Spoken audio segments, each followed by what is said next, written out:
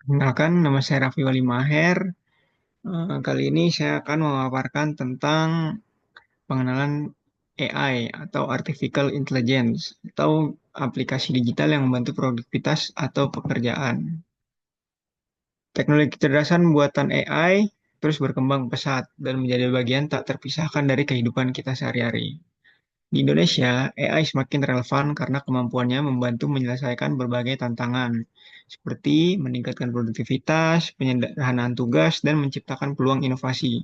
Dengan banyaknya tools pada AI gratis yang tersedia, masyarakat dari berbagai kalangan pelajar, pelaku usaha, hingga profesional dapat memanfaatkan teknologi ini tanpa perlu mengeluarkan biaya yang sangat besar.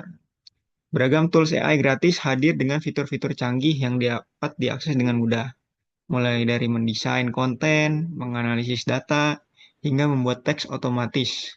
Semuanya dirancang untuk memenuhi kebutuhan pengguna. ChatGPT.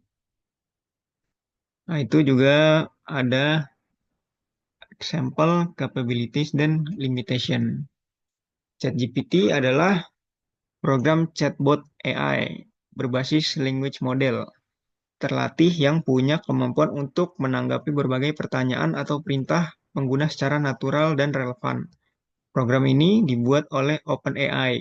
Untuk diketahui, language model pada ChatGPT sejatinya merupakan mesin pembelajaran yang dapat menyajikan prediksi kata dengan menganalisis teks dalam sebuah data. Prediksi itu menjadi respon atau output dari perintah teks yang diinput pengguna. Untuk diketahui, language model pada ChatGPT sejatinya merupakan mesin pembelajaran yang dapat menyajikan prediksi kata dengan menganalisis teks dalam sebuah data. Prediksi itu menjadi respon atau output dari perintah teks yang diinput pengguna. Untuk bisa menyajikan output, ChatGPT yang berbasis language model telah dilatih dengan sekumpulan data berjumlah besar. Ketika pengguna memasukkan perintah, ChatGPT bakal mencocokkannya dengan data yang telah dipelajarinya.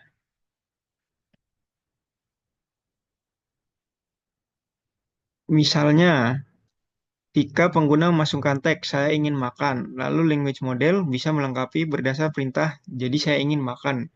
Sekedar contoh, tanggapan ChatGPT bisa lebih kompleks. ChatGPT dapat menjawab atau menanggapi beraneka macam perintah dan pertanyaan pengguna. ChatGPT didesain untuk menghasilkan tanggapan dengan bahasa yang natural. Jadi pengguna dapat berinteraksi dengan ChatGPT layaknya sedang mengobrol dengan sesama manusia yang bahasanya tidak kaku seperti robot. ChatGPT tidak hanya dilatih dengan sekumpulan data, tapi juga pelatih AI manusia. Pelatih AI manusia itu memberikan masukan pada ChatGPT dalam menjanjikan tanggapan, adanya masukan dari manusia, sungguhan, itu membuat ChatGPT bisa menghasilkan respon yang natural ketika berinteraksi dengan pengguna. Manfaat ChatGPT dalam kehidupan sehari-hari yang berkaitan dengan teks adalah sebagai berikut. Yang pertama yaitu menyusun berbagai jenis teks. Ini dapat dimanfaatkan untuk menyusun berbagai jenis teks. Pengguna bisa meminta ChatGPT untuk menyusun teks dengan tujuan, format, dan gaya bahasa sesuai permintaan. Misal, pengguna meminta ChatGPT untuk membuat teks pidato untuk memperingati Hari Kemerdekaan dengan panjang kata sebanyak 500 kata dan menggunakan gaya bahasa formal. Ada berbagai jenis teks yang bisa disusun oleh ChatGPT seperti pidato, artikel, esai, lamaran, dan daftar riwayat hidup, dan masih banyak lain. Yang kedua yaitu melengkapi teks atau menghitung. Ini pengguna dapat meminta ChatGPT untuk melengkapi teks yang sudah dibuat sebelumnya. Contoh, penerapan fungsi ini bisa dilihat dalam soal matematika. Misalkan kita memasukkan formula 2 tambah 2 tambah 4 sama dengan. Nah, ChatGPT secara otomatis bisa melengkapi penjumlahan tersebut, yaitu jawabannya 8.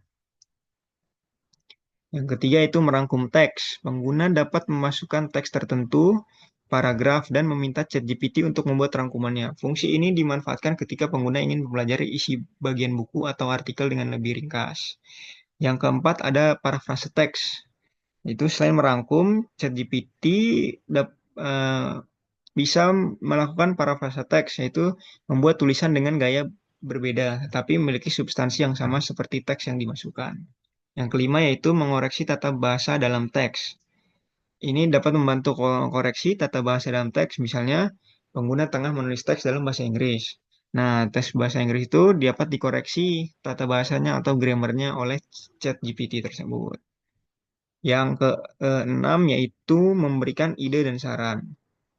Pengguna bisa memanfaatkan ChatGPT untuk memberikan ide dan saran terkait beberapa persoalan. Misalnya, saat pengguna hendak menulis, tetapi bingung hendak menulis apa, ChatGPT bisa menyajikan beberapa ide tulisan yang dapat dikerjakan. ChatGPT dapat memberikan beberapa ide untuk melakukan sesuatu sesuai dengan permintaan pengguna. Kemudian, ChatGPT dapat memberikan saran untuk merealisasikan ide tersebut. Yang ketujuh yaitu menjelaskan berbagai pertanyaan. ChatGPT dapat membantu menjelaskan pertanyaan pengguna berbagai topik. Pengguna bisa bertanya mengenai beberapa hal seperti soal politik, sosial, atau teknologi. Dan ChatGPT bisa menjawabnya dengan cepat. Yang kedelapan yaitu membuat klarifikasi. Manfaat ChatGPT adalah pengguna dapat meminta untuk membuat klarifikasi atas berbagai hal. Penerapan pembuatan klarifikasi ini dapat dipakai untuk misalnya menyusun daftar aktivitas yang harus dilakukan selama seminggu. Yang kesembilan yaitu menerjemahkan teks. Itu ChatGPT dibekali dengan kemampuan bahasa yang cukup banyak, yang tentunya yang cukup umum. Pengguna dapat menerjemahkan teks dari bahasa Inggris ke Indonesia dan sebaliknya, atau bahasa lainnya ya, tidak harus Inggris ke Indonesia atau Indonesia ke Inggris. Dan yang terakhir yaitu mengobrol biasa selayaknya manusia. Ini dapat dimanfaatkan untuk mengobrol biasa selayaknya kita berinteraksi dengan sesama manusia. Pengguna bisa mengobrol berbagai macam topik, yaitu contoh sosial, teknologi, pendidikan, atau semacamnya. Ya, mungkin itu saja yang bisa saya sampaikan tentang ChatGPT kali ini. Demikian, terima kasih. Wassalamualaikum warahmatullahi wabarakatuh.